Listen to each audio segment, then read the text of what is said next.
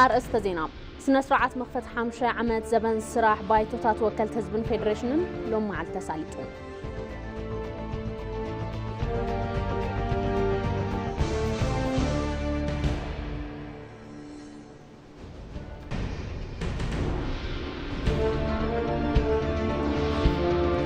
BBC لومي أمرئونا بصراحة زأتو channel بارلما حبر بهراونات إثيوبيان مهنا زل على الجامل اللي وحبلو أفا قبائي بايتو وكل تزبي تاقس جافو تزاريبهم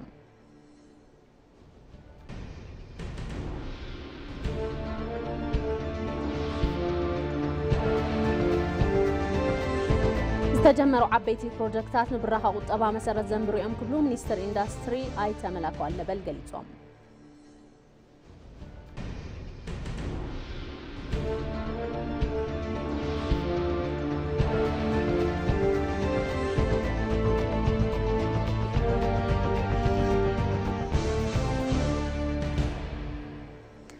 سلام دعنا هبلي كم يتمسيوز خبركم تملكتنا ساعة حد خوينو ماد زينا جمير اللو ماد زينا نمرحونا زريت بريهو حبيركم قصاني حيفا لما حتصر زيناتات سنسرعات مخفتي حمشة عمز زبن سرح بايتوتات وكلت هزبن فيدريشنن لو مع التساليتهم شاد شاي سنسرعات مخفت حمشة عمز زبن سرح بايتوتات وكلت هزبن فيدريشنن فيدري تساليتولم زبن سرح حد عمت بايت وكلت هزب فيدري كاب موداتا سومن سوني ورحي مسكرم كساب 3 سنة 5 خونه ترنجيجيو بمسارة زدما شاي زمن رابع عمد سراح اتبايتوز تزازمن تخون مخفت سنسرعات حامشة عمد زبن سراح بريزدان تايات قسلاسي بترخبلو لهم عنتي تساليت يوم بريزدان تايا نخلت يوم بايتوتات عمد أوسرحهم كم زجمرو بمبصر عمد تاوت المنجست فيدرال أقريبهم يوم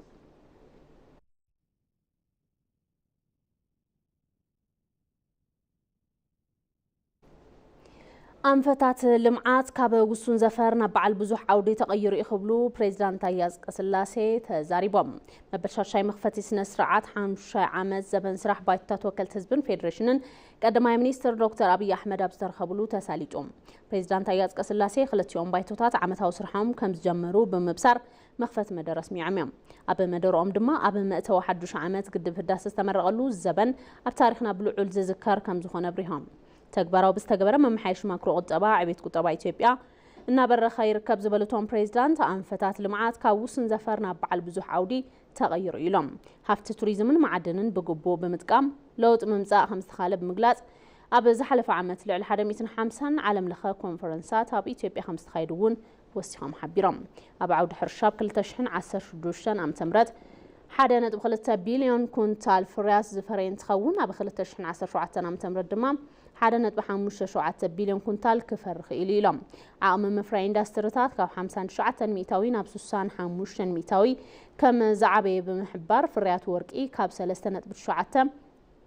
ناب 38 ندب 8 عبي لهم أبا 2017 أم تمرت كاب نقد وصاي 8.3 بليون دولار كم استرهب زغلصو بريزدانت تاياز قسلاسي أبا زحلف عامت منغسي كاب هاغراو بانكي زخون يخون قطنيا لقاح كي وسدت بجت عامت كم استزازمه افليطوم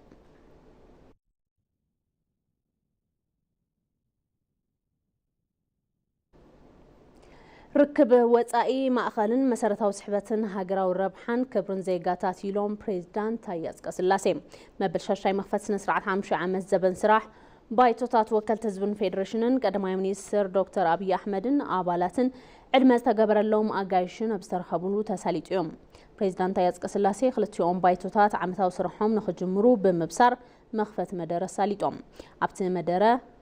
أبا 2017 عام تمرت قطبا إثيوبيا كبزبلو زبلو بزحات سرحتي 5 سرحو قاليتهم أبتزازم بجت عمت عبيت قطبا إثيوبيا شومن تميتاوي أمزجبي لهم ركبوا زاي ما خل مسرتاو سحبتن هاغراو ربحان كبرن زيغاتات يخبلون قاليتهم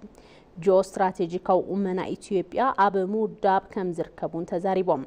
زدما كاب تعذابنت ناب زعبا تلامنتن تعنتو فتارنتن مسجر آخيل يخبلو قاليتهم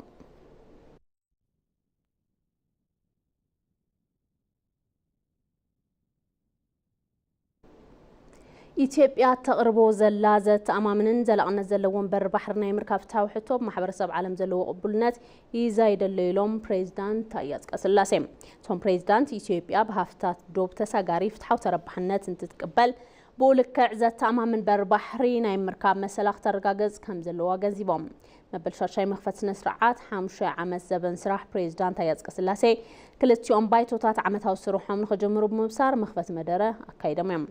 أبتس قبر ومخفت مدارة مسارة اللونا إثيوبيا أب كل زخونو كلتا عبيتها هافتتات ماي منغستي قصال نزلو سلاماون دبلوماساون صعرتات مغبار يركب لهم صاحب حزب مسار استقبرت صعرتات سلسته رؤيات وصيتات ممزغاب كم استخاله دما تزاريبام عبي قدب هداس إثيوبيا قاطيم وزنبره فتناتات بتبب بمحلاف مززامن بدموق سنه سرعت ممران كم استخاله قديصوم زتامامن زلقنت زلون بر بحرنا يمركب غداي كبنا بزبل بركي كم استسغاغر دما تزاريبام اتفتحوا حتو بمحبرسب عالمنا معبل زمت قبولنات يركب كم زلو اغنزيبام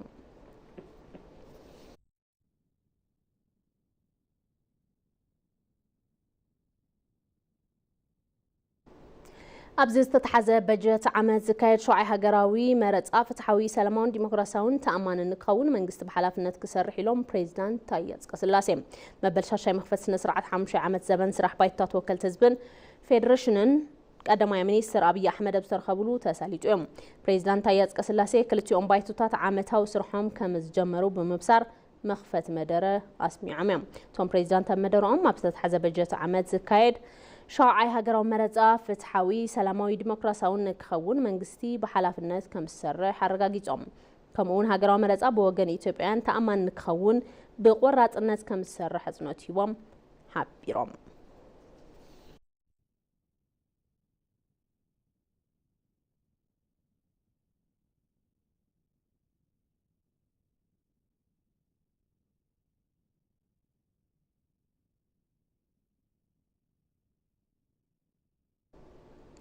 EBC لومي أمرقونا بصراحة زاتو channel بارلاما حبر بهراونات إثيوبيا مهنازل على الجامل اللي وهبلو أفقوا بايتو كالتزبي تاقسج أفو تزاريبهم أفقوا باي تاقسج أفو نتو channel بارلاما مرقوم بعلي صراحة جميروم أبا أوانة من رقاهم زحبروا أبالاس بايتو كالتزبي نزوكلوا هزبي دمت نموخان هزب دما أبا بركز بالقداس اللو حسابات ريتو بنات النت نمت حللاف ميدياز على قدا اللوم نزد ما زحد channel بارلاما رؤي قدا كهل ويلام اتشانال كالي زلو ربحات باغا إثيوبيا مرايو كاب استفلاليو خبابتات مصو وكالت هزبي باهلن زقاتاتن زوكلهم هزبي بمفلات حبر بهراونات يتأناخر كبلو توم أفقوا باقي قليتهم كمون حبراون زات أخاخبن زانتاتات بحبار نمهنات اتشانال عبي سراح تسبي تقبرلو بموبال أبنتات حبراو زانتا بحبار كنسرحين عيلهم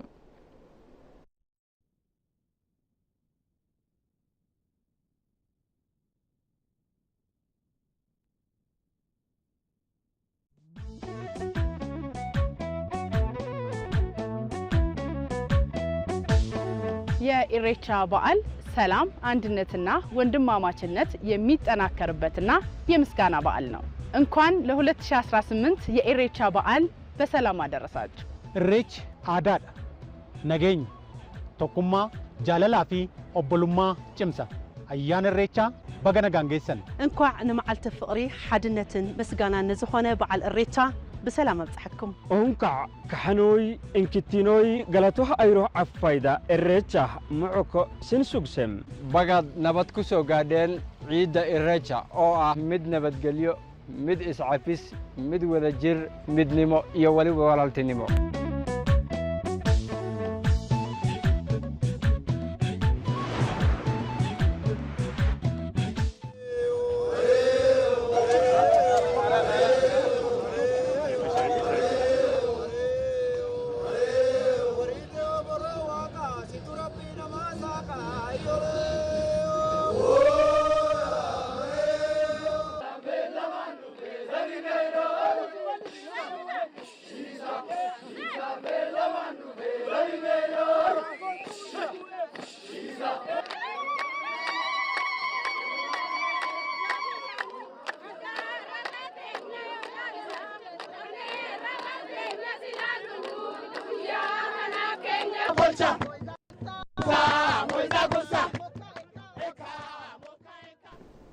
ماد زينكم ما بمكتال تركبوز خبركم تملكتنا حزر مالهم معلتي EBC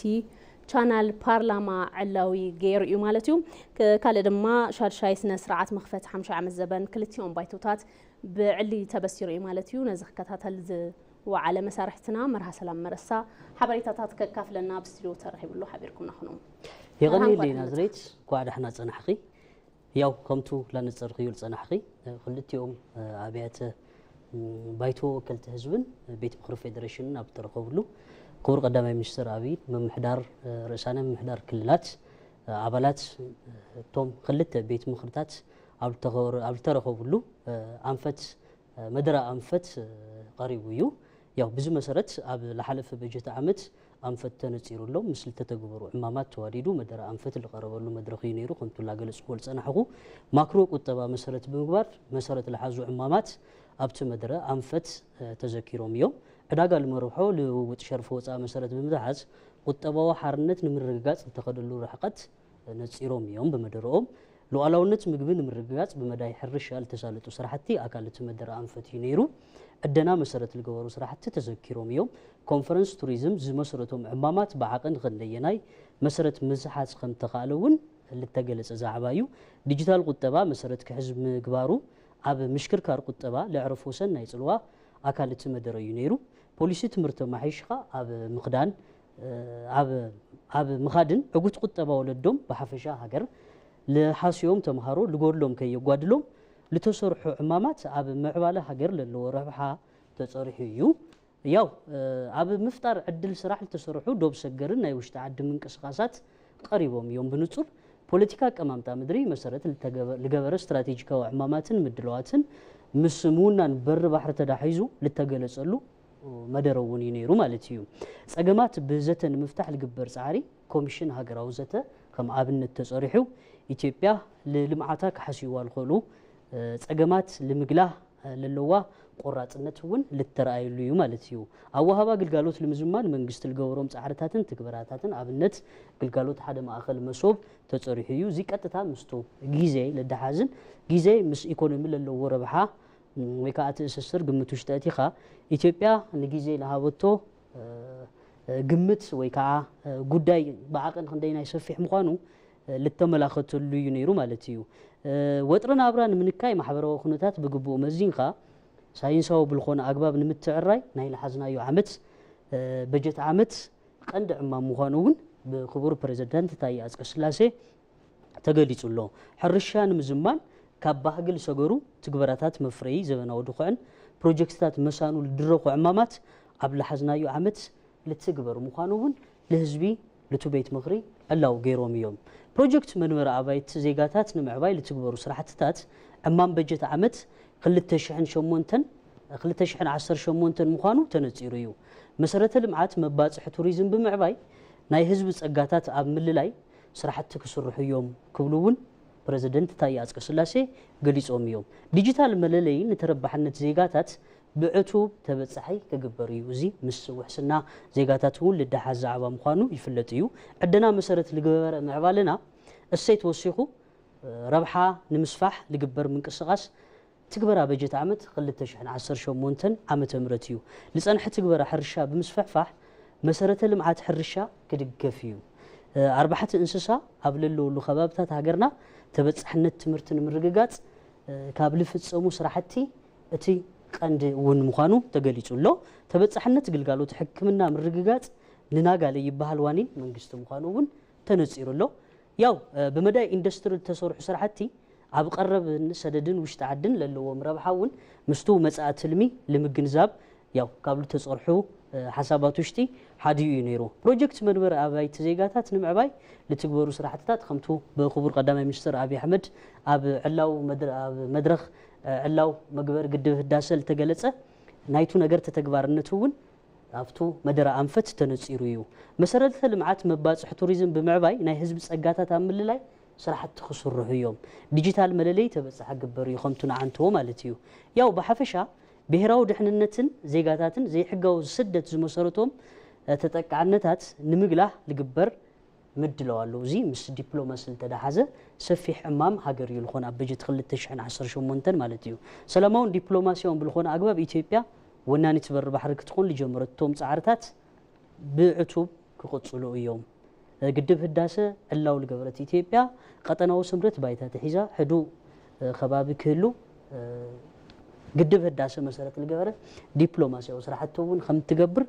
بريزيدنت تاي عسكسلاسي عف مدرهم أسمعهم يوم إثيوبيا عف زحزنا يو عمت علم لختصات فوان تربحنا تعلم الرجاجات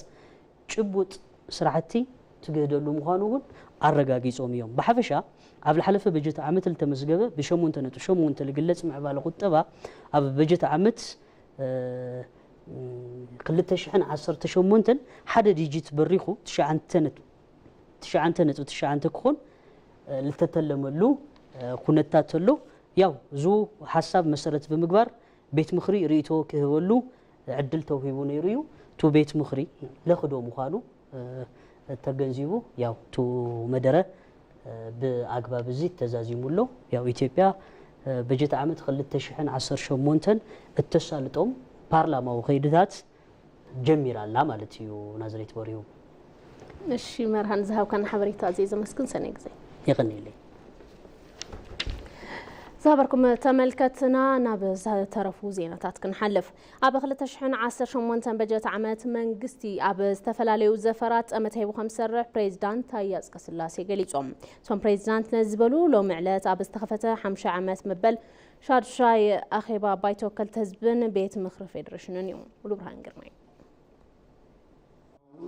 የፌዴራል ህዝብ ተወካዮችና የፌዴሬሽን ምክር ቤቶች 5ኛ ዓመት የሥራ ዘመን ጋባራ መደበኛ ስብሰባ በይፋ መከፈቱን አበስራለሁ።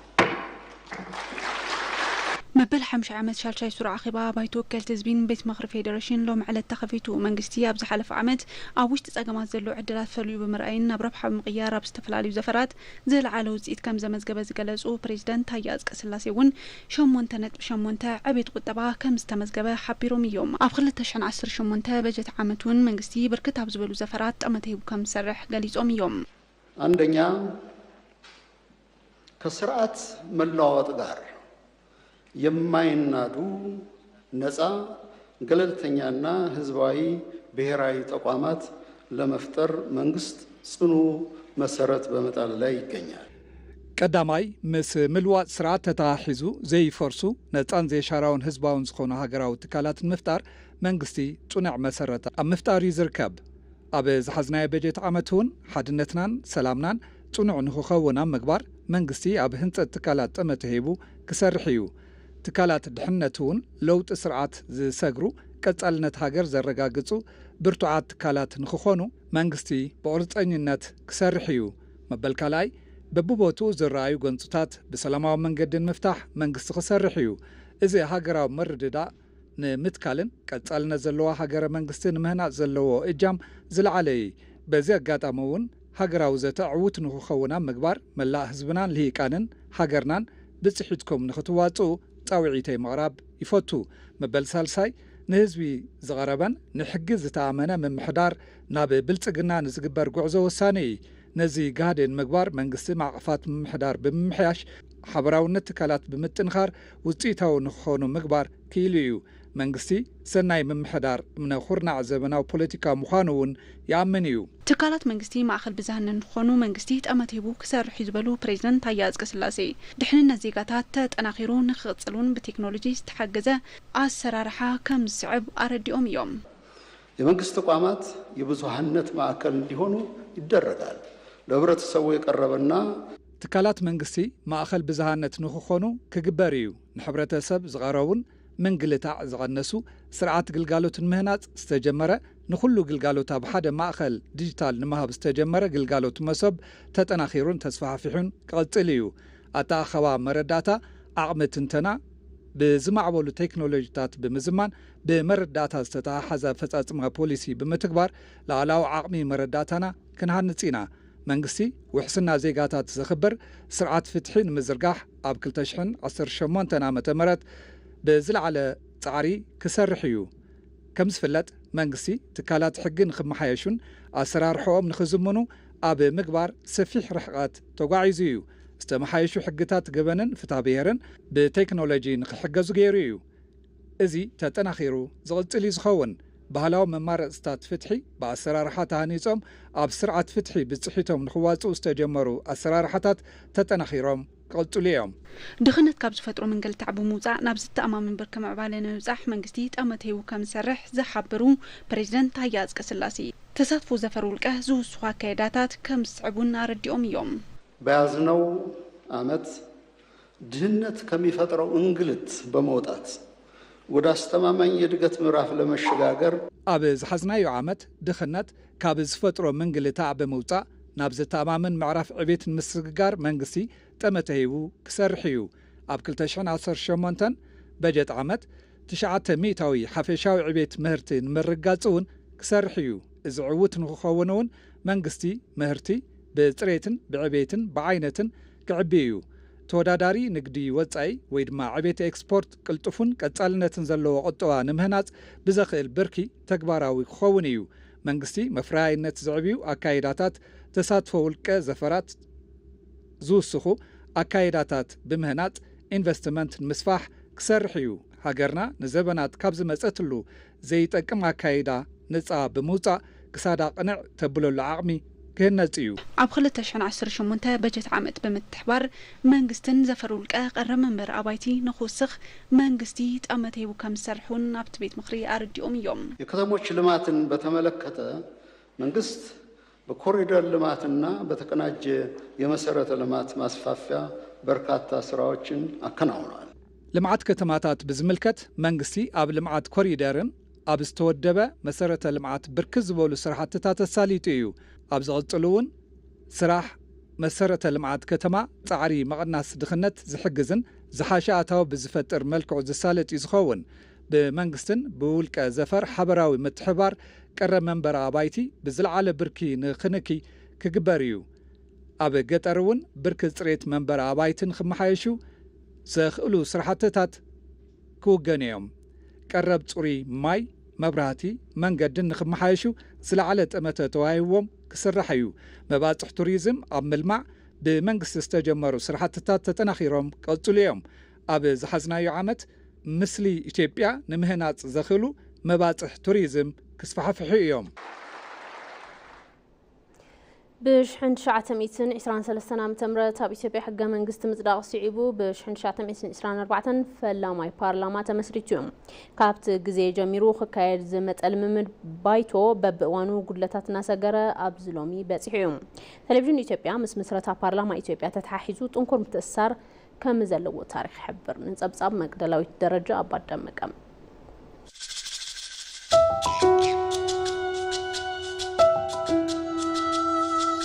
ልዕልነት ሕጊ መሰል ምውድዳርን መምራጽን ዜጋታትን ምኽባር ኢሉውን ዲሞክራሲ ስርዓት ንምዝርጋሕ ስርዓት ፓርላመንታዊ ወሳኒ ምዃኑ ይግለጽ ኢትዮጵያ ብ1923 ዓመተ ምህረት ቀዳማዊ ንጉስ አፄ ኃይለ ሥላሴ ሕገ መንግስቲ ክጸድቕ ገይሮም ብ1924 ድማ ፈላማይ ፓርላማ መስሪቶም ይሄ ፓርላማ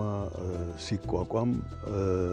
ፓርላማ እንትጣየሽ መኳንንትን መሳፍንትን ከምኡ ድማ መወሰኒ ሕጊ ዝተኣኻኸብሉ እዩ ነይሩ ፈላማይ ሕገ መንግስቲ ኢትዮጵያ ንምንቅስቓስ ፓርላማ መሰል ዘይህብ ኣሳር ብምንባሩ ብ1943 ምምሕያሽ ሕገ መንግስቲ ተገይሩ ብመዳይ እዚ ዓመታዊ በጀት መንግስቲ ዘጽድቕ ኣብ ዝተፈላለዩ ሕግታት ምይጥ ዘካይድ ፓርላማ ኮነ ድሕሪት ምምሕያሽ ህዝቢ ወከልቱ ምምራጽ ከም ዝጀመረ ታሪክ ፖለቲካ ኢትዮጵያ ይመላኽት ስዒቡ ዝመጸ መንግስቲ ደርጊ በብእዋኑ ዘይእከብ ሕጊ ኮነ ካልኦት ካብ ፓርላማ ተጽቢት ዝግበሩ ተግባራት ዘይፍጽም ብፕሬዝደንት ዝምራሕ ባይቶ ከም ዝመስረተ ይግለጽ የደርግ በአመት የሚሰበሰብ ሸንጎ ነው የነበረው ኣዋን ደርጊ ኣብ ዓመት ዝእከብ ባይቶ እዩ ነይሩ ባህሪ ፓርላማ ኣይነበሮን ነይርዎ ክበሃሉ እውን ኣይኽእልን ብህዝቢ ዝተመረጸ እውን ኣይነበረን ድሕሪ ምግርሳስ ስርዓት ደርጊ ስልጣን ዝተቆጻጸረ ህወደግ ኩሎም ውድባት ፖለቲካ ብምዕዳም ቻርተር ሽግግር መንግስቲ ኣቕሪቡ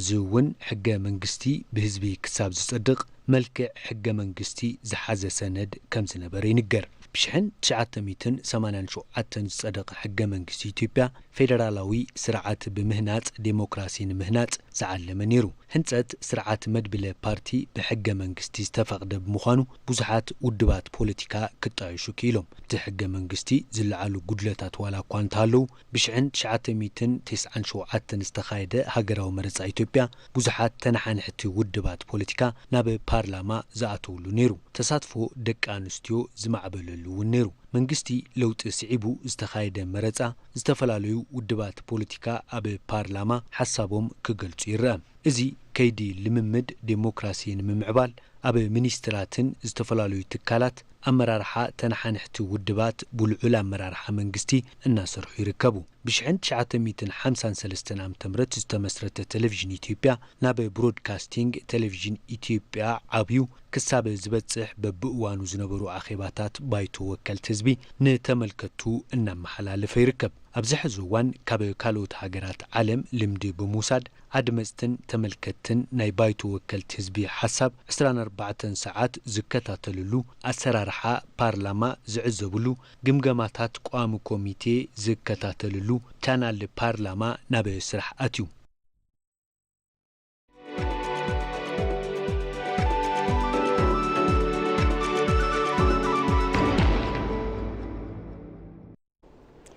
ተጀመሩ ዓበይት ፕሮጀክታት ንብራኸ ቁጠባ መሰረት ዘንብሩዮም ክብሉ ሚኒስትር ኢንዱስትሪ ኣይተመላኩ ኣለበል ገሊጾም። ፕሮጀክታት ዘመናዊ ድኹዕን ማዕድን ተፈጥሮ ጋዝን ልምዓት ፋብሪካን ፕሮጀክታት ንብራኸ ቁጠባ መሰረት ዘንብሩዮም ክብሉ ሚኒስትር ኢንዱስትሪ መላኩ ኣለበል ሓቢሮም። ቀዳማይ ሚኒስትር ዶክተር አብይ አሕመድ ኣብ ምረቓ ዓብይ ግድብ ህዳሴ ኢትዮጵያ 30 ቢልዮን ዶላር ዝግመት ሜጋ ፕሮጀክታት ዝስርሑ እንትኸውን ህንጸት ፕሮጀክት ፋብሪካ ዩርያ መዳበርያ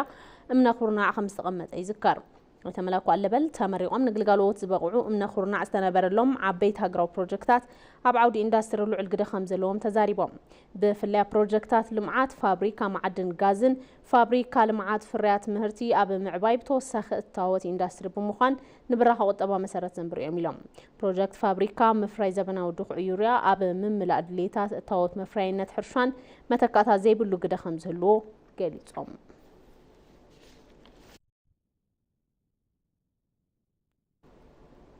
ማድ ዜና قدم مززامو قند نጥብታት ዜና ስነ ስርዓት መኽፈት 50 ዓመት ዘበን ስራሕ ባይቶታት ወከልቲ ህዝብን ፌደሬሽንን ሎም መዓልቲ ተሳሊጦም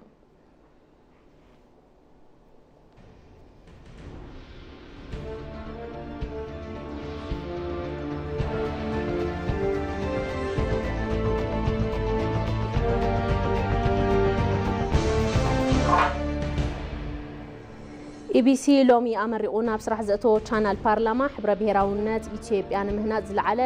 እጃም ኣለዎ ክብሉ ኣፈ ጉባኤ ባይቶ ወከልቲ ህዝቢ ታገሰ ጫፉ ተዛሪቦም።